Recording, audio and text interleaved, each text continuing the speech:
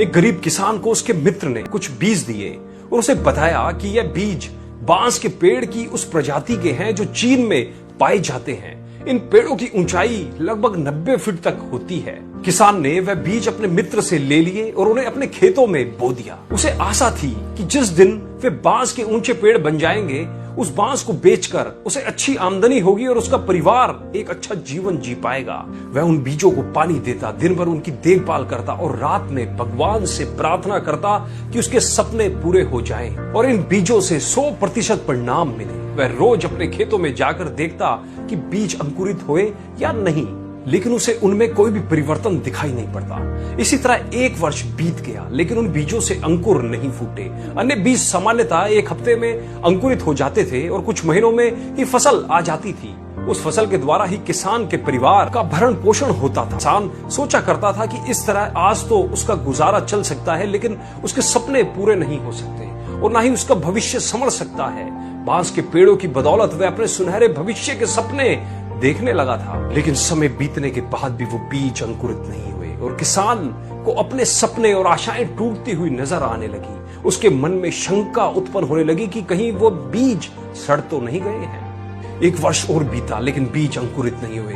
दूसरे किसान और गांव वाले उसका मजाक उड़ाने लगे कि वह उन बेकार के बीजों पर अपना समय और परिश्रम व्यर्थ गवा रहा है। सबके ताने सुनकर किसान विचलित होने लगा।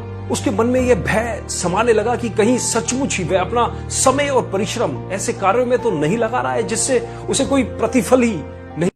ऋतुएं बीत गई और किसान एक चमत्कार की उम्मीद में बीजों को रोज पानी देता रहा और उनकी देखभाल करता रहा, लेकिन 4 साल बीत जाने के बाद भी एक भी बीज अंकुरित नहीं हुए, जिससे फिर किसान की थोड़ी थोड़ी और उम्मीदें कम होने लगी। लेकिन फिर भी वह उन बीजों को पानी देता रहा।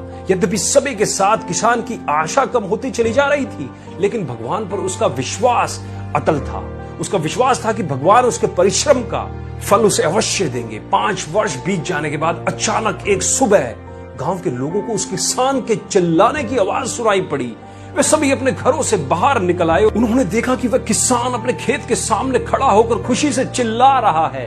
पास जाकर देखने पर सभी गांव वालों की आंखें फटी की फटी रह गई। किसान के खेत में बांस के बीज अंकुरित हो गए थे। किसान की खुशी की कोई सीमा नहीं थी। दोस्तों, 5 साल बाद उसकी मेहनत सफल हुई। वह खेत गांव वालों के लिए आकर्षण बन गया था।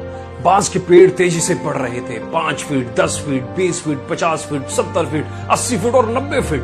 5 सालों में खाली पड़ा किसान का क्षेत्र मात्र 5 सप्ताह में 90 फीट बांस के पेड़ों से भर गया था। इस चमत्कार को देखकर सभी दंग थे। उधर किसान खुशी से फूला नहीं समा रहा था। वे बांस के पेड़ न केवल उसके परिवार का बल्कि उसकी कई पीढ़ियों का भरण पोषण करने वाले थे।